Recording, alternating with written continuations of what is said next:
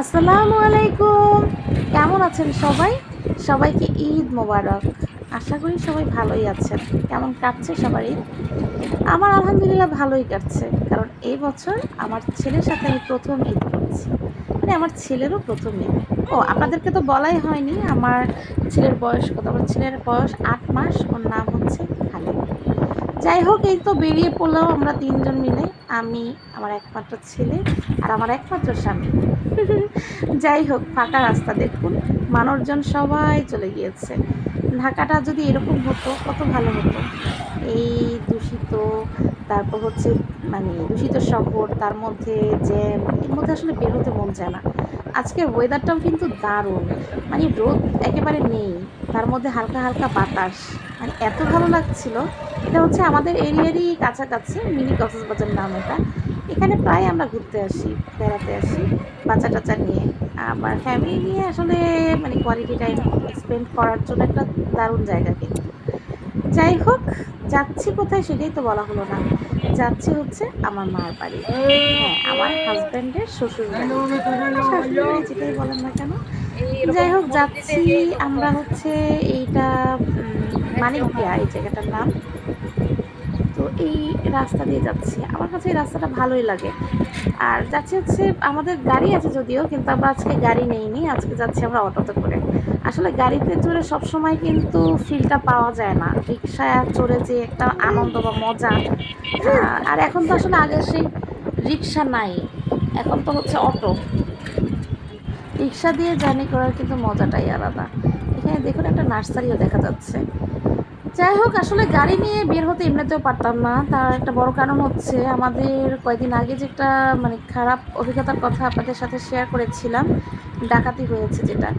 তো ওই মানে আমার শ্বশুরবাড়ি যাওয়ার পর এটাই হচ্ছে আমি আবার বের হয়েছি এই মানে আবার আরকি।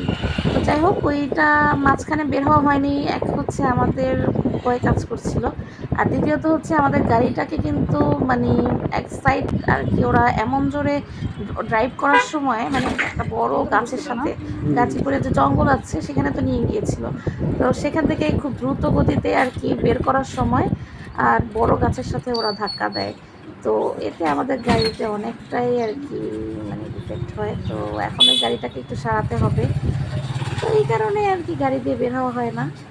আর এই হচ্ছে ওই ডাকাতির পর অনেকদিন পরে আরকি আমরা বের হয়েছি। আর ঢাকা শহর এখন ফাঁকা। তারপরেও কিন্তু জানেন ভেতরে ভয়, ভয় কাজ করছে। আসলে এখন কিন্তু আমরা কেউই সেফ না। তার বড় কারণ হচ্ছে এখন মানে Facebook খুললে, ইউটিউবে, তারপর হচ্ছে নিউজ খুললেই দেখা যায় প্রতিদিন ডাকাতি হচ্ছে। মানে প্রতিদিনই হচ্ছে। আমরা সেদিনও একটা ভিডিও দেখলাম এরকম বাস ডাকাতি। তো আসলে মানে অবাক লাগে যে আমরা কোথায় চলে যাচ্ছি। আমরা জাতি হিসেবে মোটেও সেফ না। তার উপরে আমরা যে সেফটির জন্য যাদের কাছে মানে যাদের উপর আমরা নির্ভর করি আরকি, তো তারাও হচ্ছে মানে সৎ না, অনেস্ট না তারা তাদের রেসপন্সিবিলিটি পালনের দিক থেকে। আমি অবশ্যই র‍্যাব পুলিশ ওনাদের কথাই বলছি। তা না হলে ওনারা থাকতে কীভাবে একটা বাস ডাকাতি হয়ে যাচ্ছে, এটা এটা ভাবা যায়? যাই হোক এগুলো ভাবতে আসলে অনেক খারাপ লাগে যে এমন একটা দেশে বাস করি যেখানে মানে আমাদের জানের কোনো নিরাপত্তা নেই, মালের কোনো নিরাপত্তা নেই। কষ্ট লাগে আসলে। তারপরেও কিছু করার নেই। যেহেতু আমরা আমাদের দেশকে ভালোবাসি, এখন তো বের হতেই হবে। আবার যাওয়া আসা করতেই হবে কোথাও না কোথাও। কিন্তু মানে গোল্ড পরে টাকা নিয়ে কোথাও যাওয়াটা আর না থাকলেও একটা বিপদ। মানে ওরা মনে করে আমরা হয়তো লুকিয়ে তারপর ওদের কাছে মানে হাইড করছি যে আমাদের কাছে আছে। তখন দেখা যায় জান নিয়ে ওরা করে মানে জানের কোনো ক্ষতি করে দেয়। যাই হোক আমি চাই না যে এরকম আমাদের সাথে যে ঘটনাটা ঘটেছিল এরকম ঘটনা কারোর সাথে ঘটুক, এটা চাই না আসলে। খারাপ লাগে যে সময় দেখে। তো আল্লাহ যারা মানে এরকম খারাপ পথের থেকে আমাদের এরকম ক্ষতি করার চেষ্টা করেছে এবং মানুষের অনবরত ক্ষতি করে যাচ্ছে তাদেরকে আল্লাহ হিদায়াত দান করুন। যাই হোক অনেকগুলো মন খারাপের কথাও বললাম, যেহেতু এটা ঈদ, খুশির ঈদ। এই যে মানুষ অলরেডি যারা যারা ঢাকায় আছেন তারা অলরেডি বের হয়েছেন ঘুরতে যাওয়ার উদ্দেশ্যে। তো আপনারাও ঘুরে বের হয়ে আসেন। আর লাইক কমেন্ট করবেন, কমেন্ট করে জানাবেন কে কোথায় ঘুরতে গিয়েছেন। তো আমাদের ভিডিওগুলো যদি ভালো লেগে থাকে তাহলে কিন্তু অবশ্যই সাপোর্ট করবেন। সাবস্ক্রাইব করে।